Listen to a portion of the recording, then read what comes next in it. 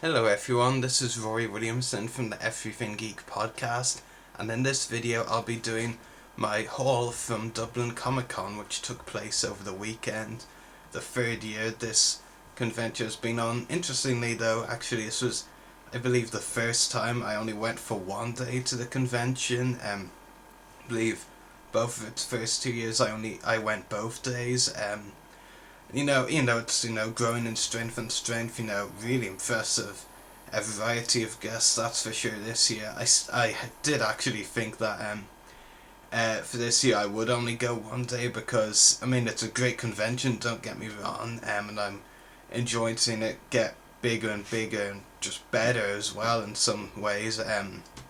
So I remember the first one, it was good but wasn't great, if you know what I mean. But yeah, it's not like really huge conventions yet. It's getting bigger and better, which I would have to go all of the days. But hopefully, within the next couple of years or so, or maybe even next year, it will become a convention that I will have to go both days again. But yeah, as far as my haul, this was actually interesting for me because obviously with conventions I go to, I usually have to budget in some way. Like for London Film and Comic Con, I had to bring I can only bring like £200 to spend at it, and I really needed more. And I only had like €35 for this convention. So I pretty much only got 3 figures, which I was okay with. I did kind of want one or two guest autographs, but there was only 2 guests I might have gone autographs from, and one of them, Gerald Holmes, Star Wars actor, cancelled. I already have his autograph before, so I would have gone him on a different picture, but so I wasn't really too bothered. It would have been nice to catch up with him though, and Michael Rooker was the other one, but I didn't have enough, I think, for his autograph, and even if I did, I don't think I'd have paid that price, to be honest. But as much as I think he's a really great actor, so I was just happy with the 3 figures I got. I got 2 of the Black Series Clone Wars Season 6 clones done in realistic style. First of all, Clone Commander Foreign from the Clovis arc. Really happy to get this figure in my collection, as it's only just released, I believe. I say I believe, I don't really keep up with figure releases as much anymore, so, I just, I'm happy to have him in my collection, doesn't matter how recently or not he was released. So that's foreign. Another Season 6 clone I got was Clone Commander Doom, who was in the first episode of Season 6, the first of the Order 66 arc. In comparison to Foreign, who had pretty memorable episode he was in, Commander Doom doesn't really feature that much. But still, it's a new clone, and I'm someone who really likes getting the new clones, so yeah. And, those were the 2 clones. I'll actually show them both as well. It's interesting because Foreign's paint job actually looks really good, and I could already tell I'm probably not going to have many complaints paint job wise with the Foreign figure, but as for the Doom figure, paint job, especially the helmet wise, it looks a little off, so it'll be interesting to review both figures, of course. Those were the 2 new figures I got. I also, with smaller conventions like Dublin Comic Con, or, well, maybe not small, but more local conventions, I like keeping an eye out on stores for like bargain figures. And I managed to get this old Snaggletooth figure from the Power of the Jedi line, which only cost €5, which was handy because Foreign and Doom between them cost €30, 15 each, and so I only had €5 left. And it was good because I saw a Snaggletooth and he was only €5, so great figure to add to the collection, which I'm very happy with. I'm more happy, to have Foreign and Doom in my collection, but getting Snaggletooth is pretty cool as well. Like I said, at local conventions now, I do try and keep an eye out for stalls selling Star Wars figures and other figures that maybe have a bargain or two. I've actually gotten some really good older figures at really nice prices over the last couple of years at conventions. So yeah, in comparison, to other hauls I've done, especially London Film Comic Con last month. It is relatively small in comparison, just 3 figures. At London Film Comic Con I got like 15 autographs and 2 figures.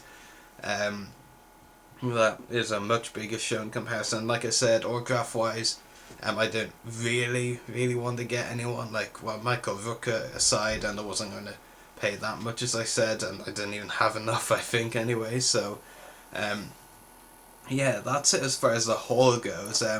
One thing that actually I did consider bringing this up elsewhere, but no, maybe I should extend some time on this whole video just so I can talk about it. See, the thing is, it's actually kind of hard to think of how to describe it. Basically, I'm not sure for any of you Dublin Comic Con attendees if you follow reports from other conventions. There's this trend that's been going on in conventions around the world, mostly in America and sometimes in the UK, which is a new trend, and actually first happened in Ireland. I'm pretty sure it's the first time because I hadn't heard of it in Ireland before. I just knew it happened in other countries where guests charge for selfies. It's kind of expected, that guests charge for autographs and photo shoots. We may not like it, but it's the reality. And okay, maybe not 100% okay with it, but I can still understand it, and I don't mind it as such. But it's getting pretty ridiculous at conventions. Like, it's almost like you have to you're charging for everything, like the selfies thing. Like, at first, I won't mention the guest, but if you do some research on the arcade convention, I'm not having a go at the arcade or a Dublin Comic Con organizer. It's purely the guests or the agents, but it's just a trend like that's ridiculous. Actually, even worse is the trend that cosplayers are charging for people to take pictures of them. I really hope that doesn't come over here anytime soon. But it's honestly an absolutely ridiculous trend. And the reason I'm bringing this up here is because it happened a few months ago at the arcade convention with one of the guests, and I did actually say to a couple of my friends who are also co-hosts on the podcast, that also go to these conventions like I do, and I told them it had become a pretty big trend over at conventions in other countries, and I basically said to them, just watch, this is going to come to Ireland very soon. And well, sometimes I hate being right, I'll just say that much. I know I heard at least 2 of the guests, maybe even more, charged for selfies and at Dublin Comic Con, and it's just a trend that is ridiculous.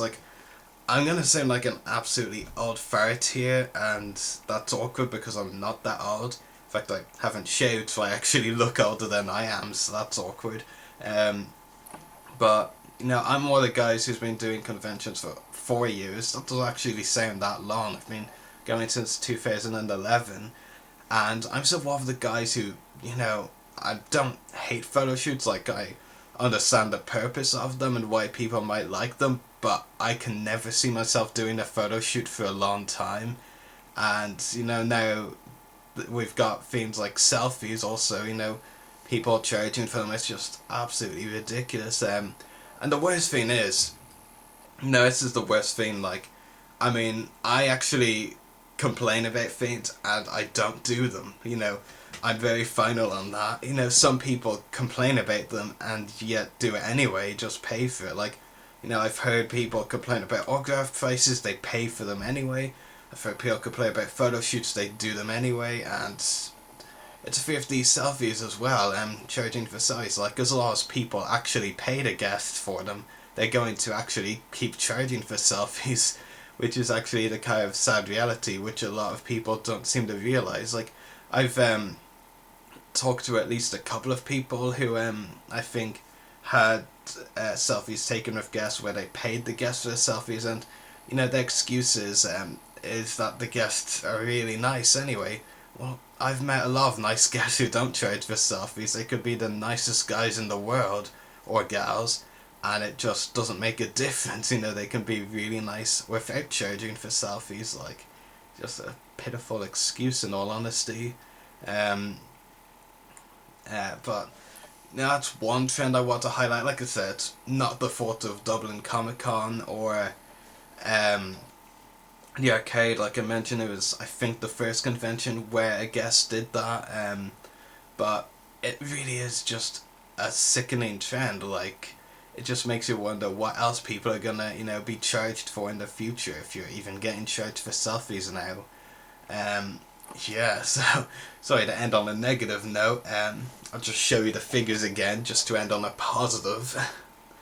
And that's the two Black Series ones and the odd figure, but yeah.